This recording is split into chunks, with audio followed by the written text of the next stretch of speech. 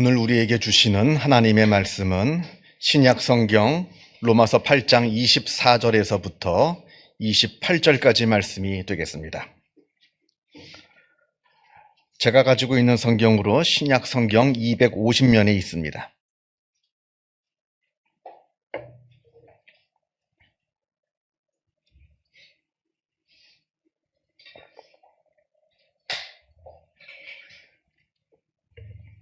로마서 8장 24절에서부터 28절까지 말씀을 봉독합니다.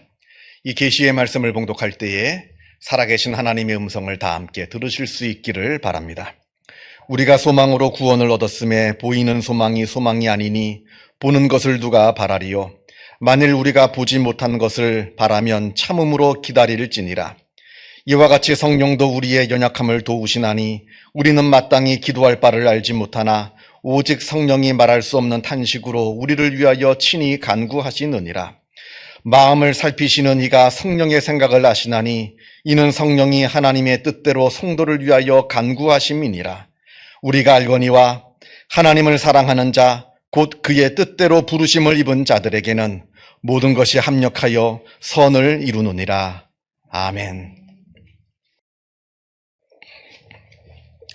미국의 스탠퍼드 대학교 심리학과 교수인 자밀 자키가 쓴 공감은 지능이다 라는 책이 있습니다. 이 책은 우리 인간이 가지고 있는 공감 능력, 그 공감 능력을 통해서 우리 사회는 더 나은 사회로 발전할 수 있을 것이다, 이것을 이야기합니다. 사실 우리 인간은 이기적인 존재입니다. 이게 우리 인간의 솔직한 민낯이라 말할 수 있을 겁니다. 그러나 그럼에도 우리 실생활에서 보게 되면 물론 자주 볼 수 있는 것은 아닙니다만, 그러나 마냥 이기적일 것만 같던 우리 인간이 때로는 다른 사람들에게 친절을 베풀기도 하고 또 다른 사람들에게 도움을 주기도 하는 그런 이타적인 삶을 살기도 합니다. 물론 아주 드물게 일어나는 일임에도 말입니다. 이 책은 이처럼 다른 사람들에게 도움을 주고 다른 사람을 배려하는 이 인간의 이타심, 이것은 우리 인간이 생존하기 위한 하나의 지혜로운 본능이다, 이렇게 분석합니다. 왜냐하면 인간은 혼자서는 생존할 수가 없거든요. 반드시 누군가의 도움을 받고 누군가의 돌봄을 받아야만 우리 인간은 세상을 살아갈 수 있는 연약한 존재이기 때문에 그러합니다. 반드시 누군가의 도움을 받아야 합니다. 그래야만 우리는 생존할 수가 있습니다. 그런데 내가 상대방의 도움을 받기 위해서는 내가 먼저 다른 사람에게 도움을 주어야만 합니다. 그래야 그 사람이 나를 도와줄 수 있거든요. 그러니까 지혜로운 본능이라고 하는 겁니다. 마음 같아서는 이기적인 삶을 살고 싶지만 그렇게 해서는 살 수가 없으니까 내가 먼저 다른 사람에게 도움을 베풀면 그 사람이 나에게 도움을 주는 겁니다. 나는 단 한 번도 다른 사람을 도와준 적이 없는데 그 사람이 나를 도와주기를 바란다? 완전 도둑놈 심보죠. 그건 있을 수가 없는 일입니다. 내가 먼저 다른 사람에게 도움을 주어야 그 사람이 나에게 도움을 줍니다. 내가 먼저 친절을 베풀어야 그 사람이 나에게 친절을 베풀어 줍니다. 이걸 깨닫는 것이 지혜입니다. 이걸 깨닫지 못하면 미련한 것이고요. 제가 독일에서 유학을 할 때 보면 학생들이 이사를 합니다. 뭐 기숙사를 바꾼다든지 아니면 학교를 옮겨서 멀리 이제 이사를 가야 한다든지 하면서 이사가 종종 있는데, 모르겠어요. 저도 이제 독일에서 나온 지 벌써 14년이 돼서 뭐 지금도 그러는지는 모르겠습니다만 저 때만 해도 유학생들이 돈이 별로 없거든요. 그러니까 비싼 돈으로 사람을 사가지고 이삿짐 센터를 불러서 이사를 하질 못합니다. 그냥 학생들끼리 서로 도와가면서 짐도 싸주고 짐도 날라주고 트럭도 운전해주고 뭐 그러면서 이제 이렇게 이사를 합니다.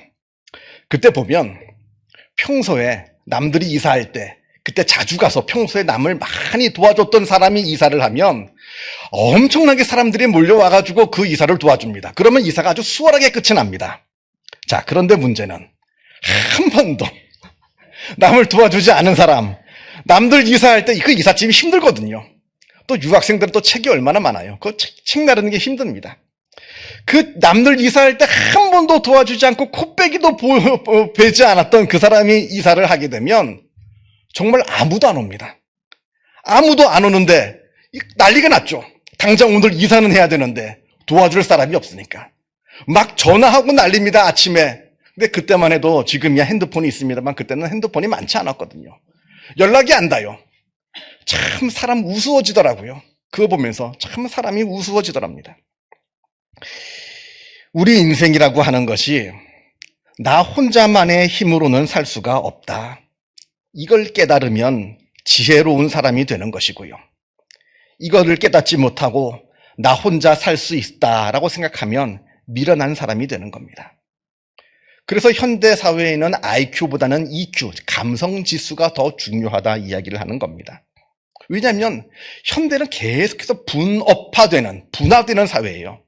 내가 알고 있는 지식은 내 분야만 압니다. 결국에는 다른 분야에 있는 사람의 도움을 청해야 되는데 그때 머리만 똑똑해가지고 그냥 자기 혼자 잘난 맛에 사는 사람보다는 다른 사람의 마음에 공감할 수 있고 사람들의 마음을 한 곳으로 모을 수 있는 이런 감성 지수가 높은 사람이 바로 성공하는 리더의 역할을 감당할 수 있다. 이렇게 사람들은 분석합니다. 신 릴케의 시 중에 이런 시가 있습니다.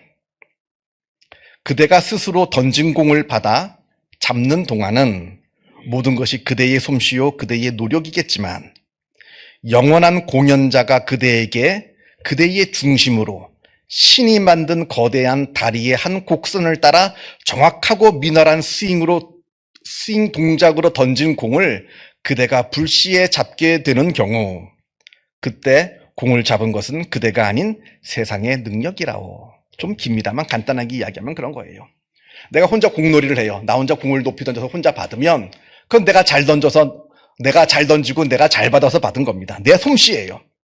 그러나 누군가에게 나에게 공을 던져가지고 내가 잡기 정확하게 내 몸 가운데로 공을 정확하게 던져준 공을 그때 그 공을 내가 받은 거라면 그건 내가 잘나서 내 혼자만의 능력으로 내가 이루어 놓은 그것이 아니라 그 사람이 잘 던져줘서 받은 거라는 겁니다. 근데 우리 인생이 그렇다는 거예요. 나 혼자 이루어 놓은 것이 없습니다. 다 누군가의 도움을 얻어서 이루어 놓은 거죠. 특히 이 시에는 하나님이 그렇게 하셨다는 겁니다. 내가 지금까지 살아오면서 내가 이루어 놓은 모든 것들, 지금 내가 살고 있는 지금 나의 이 모습이라고 하는 것은 나 혼자 잘나서 나 혼자 솜씨를 부려서 이루어 놓은 것이 아니라 하나님께서 우리에게 정확하게 던져주셔서 우리는 그냥 쉽게 받아먹었을 뿐이라는 겁니다. 은혜라는 겁니다. 내가 쟁취한 것이 아니라 내가 얻은 겁니다. 내 힘으로 이루어 놓은 것이 아니라 하나님의 선물이라는 겁니다. 이것을 이해하고 이것을 받아들이겠느냐, 이것을 인정하겠느냐, 이것을 우리에게 묻는 겁니다. 그러니까 우리의 삶을 사는 데 있어서 우리에게 필요한 것은 감사라는 겁니다. 내가 지금까지 살아오는 동안에 나에게 도움을 주었던 많은 여러 사람들에 대한 감사, 그리고 무엇보다 그 배후에서 나에게 모든 것을 베풀어 주신 하나님에 대한 감사, 이것을 이야기하고 있는 겁니다. 오늘 본문을 보겠습니다. 오늘 본문 28절에 우리가 알거니와 하나님을 사랑하는 자 곧 그의 뜻대로 부르심을 입은 자들에게는 모든 것이 합력하여 선을 이루느니라 말씀합니다. 물론 우리가 세상을 살면서 실패도 하죠. 역경을 겪기도 합니다. 그러나 그럼에도 불구하고 하나님의 백성에게는 이 모든 것들이 다 합력하여 선을 이루어 간다는 겁니다. 실패도 있고 어려운 일도 있습니다만 그것들이 기가 막히게 합력하여 선을 이루어 간다. 저는 이 본문을 볼 때마다 바울의 2차 선교 여행이 떠오릅니다. 아시는 바와 같이 바울은 모두 3번의 선교 여행을 다녀왔습니다.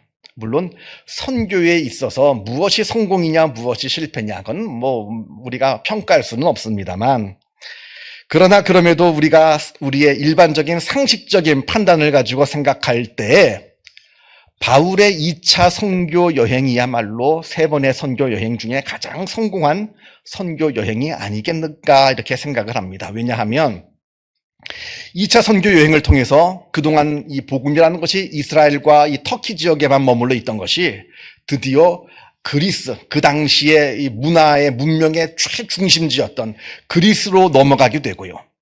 뿐만 아니라 그곳에 있는 수량적으로도 아주 많은 사람들이 복음을 듣고 복음을 믿게 되고 그 그리스에 있는 수많은 도시의 교회가 세워지는 그 큰 아주 선교의 업적이 이루어진 것이 바로 2차 선교 여행이기 때문에 그러합니다. 그런데 재미있는 것은 바울이 2차 선교 여행을 떠날 때는 이렇게 큰 열매를 거둘 줄 몰랐어요. 그렇게 아주 큰 계획을 갖고 떠난 선교 여행이 아닙니다. 그저 소박하게 1차 선교 여행을 갔던 그 터키 중남부 지역, 거기 성도들이 지금 믿음 생활을 잘 하고 있는지 없는지 그걸 우리가 좀 보고 오자.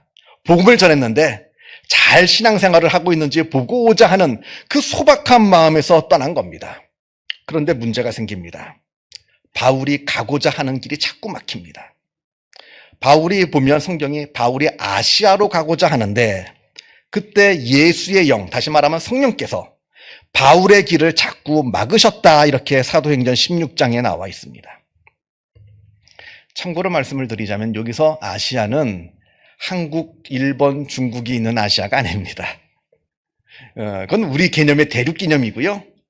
이때 말하는 아시아는 터키 서부 지방에 있는 그 지역을 아시아로 불렀습니다. 그래서 가끔가다 이제 목사님들이 이 성서 지리를 좀 헷갈리셔서 그때 바울이 아시아로 가는 것을 성령께서 막지 않으셨다면 우리 대한민국이 유럽보다 더 빨리 복음화되어서 더 잘 사는 나라가 되었을 것이다 라고 설교하시는 분이 없지 않아 계시는데 그거는 조금 중요한 문제는 사실은 아닙니다.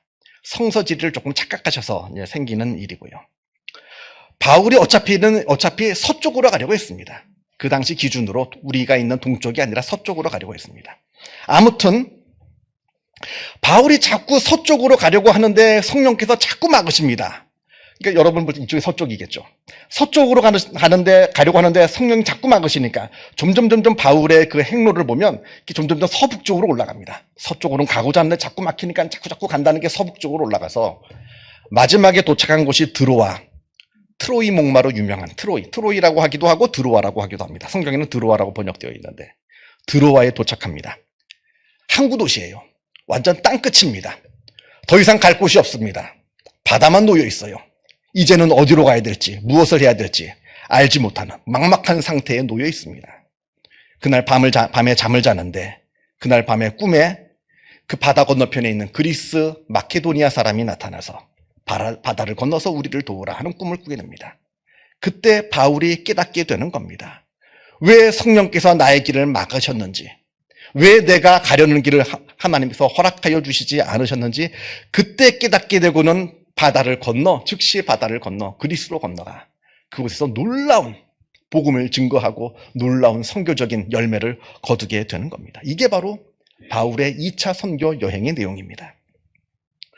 원래 계획대로 이루어진 게 절대로 아닙니다. 그 과정에서 수많은 좌절과 역경을 맛보았습니다. 실패도 있었습니다. 그런데 다 지나고 되돌아보니까 그게 다 하나님의 계획이었다는 겁니다. 복음을 그리스 반도에 전하기 위해 그리고 그리스에 살고 있는 그 수많은 사람들을 구원하시기 위한 하나님의 놀라운 섭리와 계획이었다는 겁니다. 물론 그때는 몰랐죠. 정작 그 시간에는 내 길이 막힐 그 당시에는 몰랐죠. 아마 바울도 우리와 같은 똑같은 성정을 가진 사람이기에 어쩌면 원망하는 마음도 있었을지도 모릅니다. 그런데 다 지나고 되돌아보니까 그때 그 모든 것들, 내 길이 막혔던 것, 내 계획대로 이루어지지 않았던 모든 것들이 다 하나님의 섭리였다는 겁니다. 이걸 깨닫게 되는 겁니다. 오늘 본문을 다시 보겠습니다. 먼저 24절. 소망은 보이는 것이 아니라 보이지 않는 것이라 합니다. 보이는 소망이 아니니 보는 것을 누가 바라리요. 소망은 본질상 보이질 않습니다. 왜냐하면 보이지 않는 것, 그게 소망이기 때문에 그러합니다. 이미 확실한 것, 이미 성취된 건 소망이 아닙니다. 그건 이미 성취된 거죠. 아직 보이지 않고, 아직 성취되지 않고, 아직 불확실하기에 그게 소망인 겁니다. 그러하기에 소망은 힘든 겁니다. 아직 보이지 않는 것을 기다려야 하고요. 아직 이루어지지 않는 것을 또한 기다려야 하기 때문에 또 견뎌야 하기 때문에 소망은 힘든 겁니다. 그러나 26절을 봅니다. 26절에 이때 성령께서 말할 수 없는 탄식으로 우리를 위하여 기도하신다 이렇게 되어 있습니다. 아직 소망이 보이지 않아서, 소망이 아직 이루어지지 않아서, 아직 불확실하여서, 그래서 두렵고 불안하고 낙심될 때 성령께서 우리를 위하여 지금 말할 수 없는 탄식으로 기도하고 계신다 이렇게 말씀합니다. 그러면서 28절 우리가 알거니와 하나님을 사랑하는 자 곧 그의 뜻대로 부르심을 입은 자들에게는 모든 것이 합력하여 선을 이루느니라. 성령께서 우리를 위하여 그토록 말할 수 없는 탄식으로 기도하고 계십니다. 다른 사람도 아니고요. 다른 사람이 나를 위해 기도하시는 것도 기도해 주는 것도 참 고마운 거고 그것이 이루어지는 그 은혜인데 다른 사람도 아니고 삼위일체의 하나님이신 성령 하나님께서 나를 위해 지금 말할 수 없는 탄식으로 기도하고 계십니다. 그러니까 그 기도가 헛되이 땅에 떨어지지 않죠. 하나님께 상달이 됩니다. 그러니까 하나님께서 우리의 모든 것을 다 선한 것으로 바꾸어 놓으시는 겁니다. 이게 바로 우리 믿는 자의 고백입니다. 물론 세상에서 내 계획대로 일이 진행되지 않을 때도 있죠. 때로는 실패할 때도 있습니다. 그래서 낙심될 때도 있습니다. 또한 그러하기에 미래가 두렵고 또 불안하기도 합니다만 그러나 우리가 분명히 알아야 하는 것은 지금 나의 삶은 분명히 하나님께서 이루어 가시는 선을 향해 나아가고 있다는 사실입니다. 우리는 이걸 믿는 사람들입니다. 지금 내 눈앞에 벌어지고 있는 일을 바라보면서 일시일비하는 사람이 아니라 내 삶은 하나님께서 인도하시는 선을 향해 나아가고 있다는 것을 믿고 고백하는 사람들이라는 겁니다. 여러분들의 지난 삶을 한번 되돌아보세요. 여러분들 지난 삶 가운데 얼마나 많은 어려운 일들이 있었습니까? 역경이 얼마나 많았습니까? 그런데 그런 거 다 그 모든 것들에 내가 결국 무너지지 않고 지금 여기까지 왔습니다. 하나님의 도우심이라는 겁니다. 하나님의 선이 지금 이루어지고 있다는 겁니다. 그때는 물론 몰랐죠. 그때는 원망도 하고 불평도 하고 또 눈물도 짓고 낙담도 했는데 그러나 그 모든 일을 다 겪고 지나오고 지금 다시 그 일들, 그 사건들을 되돌아보니 그때의 그 어려운 일들이 결국에는 다 선한 것으로 이루어졌다라는 것이 지금 우리의 고백 아닙니까? 그래서 우리 믿는 사람들이 해야 할 일은 지난 삶을 되돌아보면서 하나님께 감사해야 하는 겁니다. 지금까지 나 혼자만의 힘으로 나 혼자 잘나서 지금까지 살아온 것이 아니라 하나님께서 돌봐주셔서 하나님께서 이끌어주셔서 지금 여기까지 온 것을 그저 머리로만 알고 머리로만 감사하는 거 말고요. 그건 교회 다니는 사람들은 다 압니다. 하도 들어서. 그거 말고요. 머리에서 마음으로 내려와야 됩니다. 이 거리가 굉장히 깁니다. 굉장히 힘들어요. 머리로만 하나님께 감사합니다가 아니라 내 마음으로 진실되게 하나님께 감사를 드려야 하는 겁니다. 그리고 지금 현재 내 눈앞에 있는 여러 일들, 그리고 앞으로 당하게 될 우리가 여러 역경들, 여러 일들을 우리가 당하게 될 텐데 그 수많은 세상의 어려운 일들을 앞으로 당하게 될 때 그것을 우리에게 맡기는 일입니다. 이 두 가지가 필요한 겁니다. 지난 과거를 되돌아보면서 진심으로 마음으로 하나님께 감사하는 일, 그리고 지금 내가 당하는 일, 앞으로 당하게 될 일을 놓고 하나님께 내어 맡기는 일, 이 두 가지 일을 우리가 해야 된다는 겁니다.